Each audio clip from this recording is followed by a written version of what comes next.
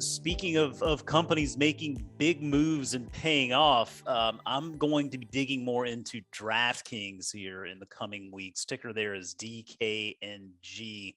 Now, Matt, correct me if I'm wrong. You and I were talking about this earlier. I mean, DraftKings is literally one of, if not the most successful SPAC offering out there right now, isn't it? I mean, in a world where SPACs have had a little bit of a tough time here recently, I mean, DraftKings is a SPAC that really has worked out pretty well for investors.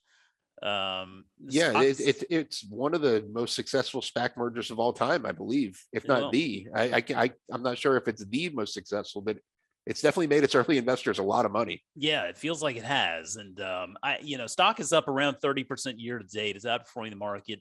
But really, I mean, football season is now fully underway. And I think we're starting to see the dominoes fall as more and more states incorporate sports betting into the fold there, which I think is a great thing. I mean, of course, you want folks to use these platforms responsibly, but by the same token, they are ultimately another form of entertainment, which we know is a very, very big market opportunity in its biggest picture sense. I think this is a fascinating business from a number of angles, and I really want to learn more about what their ultimate goal is. There's a lot of consolidation going on in the space right now. I mean, from a finance perspective, you see the number of different ways you can fund these accounts, whether it's your card or whether it's PayPal or e-checks from your bank. I mean, that certainly plays into all of the different types of companies that we're following as well here on the show. And, another thing I saw, which was pretty interesting, and this isn't really DraftKings specific, but it's NFL specific. And this was a tweet I saw from Dan Kaplan a couple of days back, where right before the season started, 29 of 30 NFL stadiums will be fully cashless this season. And the only exception there is going to be Soldier Field in Chicago. But I mean, this is something that happened very quickly, right? I mean, remember just a couple of years ago, it was kind of a novel idea to see a stadium go cashless. Now it seems like they're all doing it.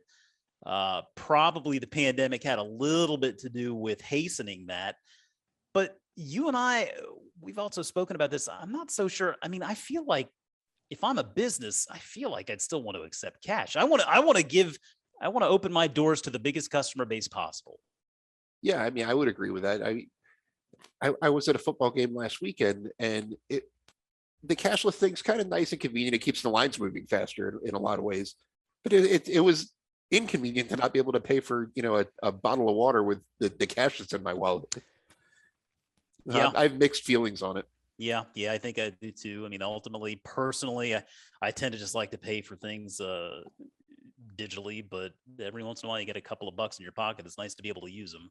But I guess we'll see how that all shakes out. But yeah, I'll be digging more into DraftKings here in the coming weeks, learning a little bit more about that business, ultimately what their long-term vision is, because it really does feel like with the doors opening up now towards not just sports betting, but really gaming in general, there's gonna be a lot of opportunity out there for some of these big players in the space, and DraftKings is certainly one of, if not the biggest in the space. So